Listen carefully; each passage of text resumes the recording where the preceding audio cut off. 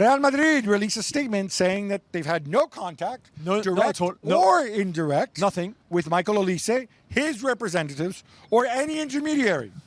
Jules, is this necessary? Yeah. And do you believe them? Right. Come on. Give us. I don't know why those statements are falling everywhere from Real Madrid. You know, statement for Alvarez, statement for Olise, statement for Bernardo, statement for Mourinho, statement for what's next? Statement for Gab and Juls. Do you have a statement for Gab and Juls saying like people, Real Madrid fans should watch Gab and Juls? I feel like maybe they have some new lawyers on retainer or something. You're right. Who have to do something? Yeah. Do you like risk management? We know they want Olise. We know the dream and that 150 million euro mystery player with him. They know there's no point to even go there. One, because he doesn't want to leave Bayern Munich. Two, because Bayern Munich are never going to sell this summer anyway, so he will be in Munich next season. So just save your energy, save your fax machine or your emails or whatever you send your offers on.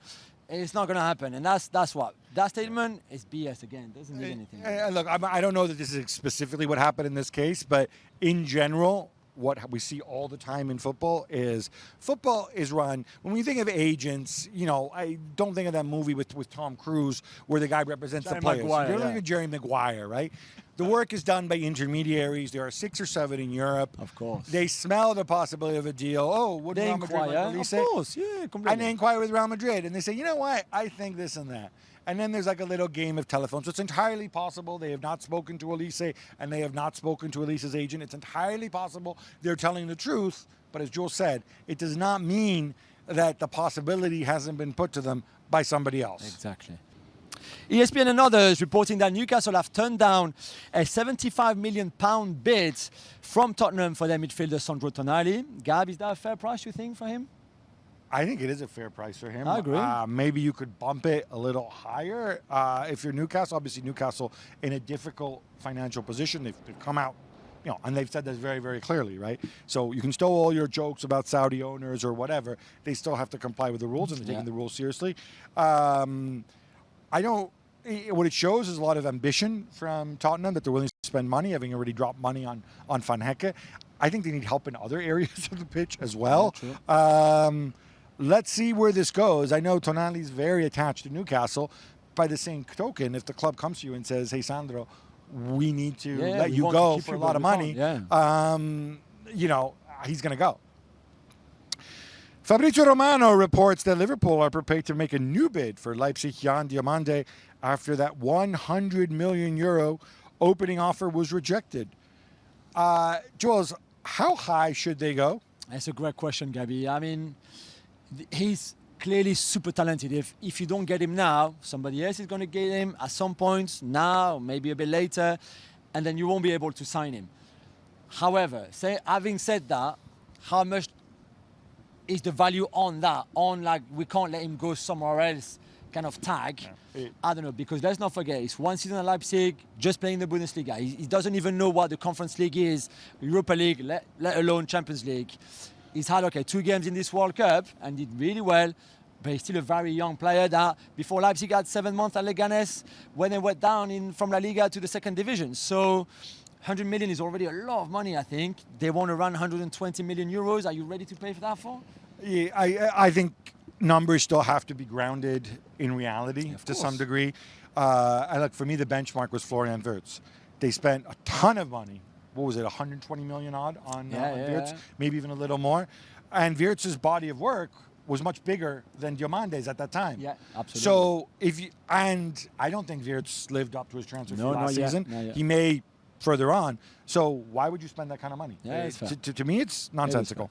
Rodri becomes a free agent in 2027. 1 more year left on his current City contract, and so far has rejected all the offers of extension from City. Is there reason to be concerned if you were there, or you think he would have signed now if he wanted to stay? I think this is a situation a bit like the Bernardo Silva situation. They're not going to keep him against his will. I don't think they're very excited to give him a big multi-year extension. I think from his part, it makes sense to bide his time. See how you get on under Maresca. If you feel good, if you're fit, and you're doing great, and you like Maresca, sure, maybe you sign an extension, and you'll be valuable to the club.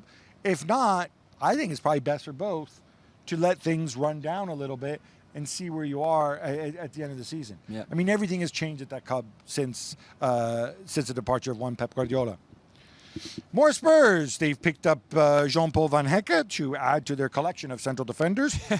And they have thus far refused Brighton's repeated bids for Luka Vuskovic. By the way, the latest bid up to £45 million. Yeah. It's a lot of money. Yeah. Jules, Evening Standard reports that he's ready, Vuskovic that is, to go and demand a transfer away from Spurs. Can you imagine? You've had a great season with Hamburg in the Bundesliga. And okay, the Bundesliga is not the level of the Premier League, sure. But you're one of the best young centre-backs in Europe. You've done outstanding, and then you're coming back to your club, and then what you see, your club signing another 2 centre-backs in Senesi and Van Hecke, having already on their roster, in their squads, 5 or 6 that we mentioned before. Romero and Danso and Van de Ven, even Ben Dragussin Davies is staying and around. Takai and Ben Davies Dragussin. and all of that. And what kind of message does that send to Vuskovic? I can understand completely if you say, like, I don't want to be here and sit on the bench. He's good enough to play in the Premier League for Brighton, for example. He's the best centre back at Spurs right now, Jules. Do you think? I honestly look. Oh, not far from it, If you for get sure. good Cuti Romero, sure. But Yeah. wait, that guy doesn't. No, he's got a devil I know. on his shoulder, and that guy has infected his brain. The other guy, Mickey Van de Ven, yeah, he's big. He runs. But Vuskovic can do so much more. I agree. And I think if you're him, you can really understand the frustration. We understand the frustration. And yeah, I think it's fair if he said, listen, I don't want to stay here and be number 4 or 5 or 6 and having to wait for people to be suspended or injured to play. I want to go somewhere where I'm valued and where they're going to start me. So what do you think happens? Loan? Or because surely other people have seen Vuskovic. Brighton have put to 45 million. I would assume, with all due respect to Brighton, there's going to be bigger clubs that might get involved. For sure. I don't know, because Senesi and Van Hecke, this is not just for one season, you think. So if you're Vuskovic, you're not even sure that next season, when you're a year older, if you've gone on loan to Brighton, let's say, and had a good season, you're not sure if you're going to play again.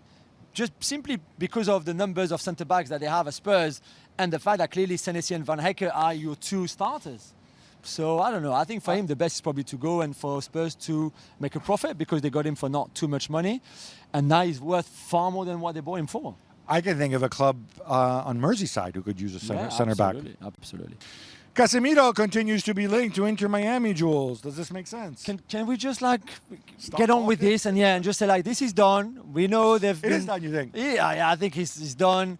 There's a space for him there. Can we just like instead of keeping up every 2 weeks having this, Casemiro on his way to Inter Miami, blah, blah. Let's just go like, yes, he will play there. He will go to MLS, discover that, play with Messi and the others, and he probably will be a good addition, you think, to MLS if you look at the season that he just had with United, where he played 1 game a week, and that was really good. But then if you look at his first 2 performances on U.S. soil in this True, World not Cup, so good. you might think not so good. Yeah.